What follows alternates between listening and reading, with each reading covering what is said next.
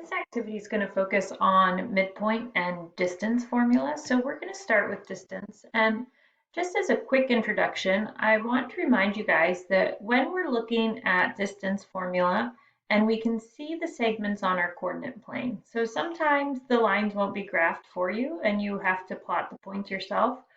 But if I have just horizontal and vertical lines, then it's actually pretty easy to find the distance because you can just count the units that you have. So if I needed to find the length of segment PQ, I would just count 1, 2, 3, 4, 5, 6.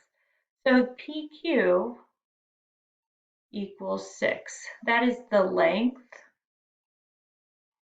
of PQ.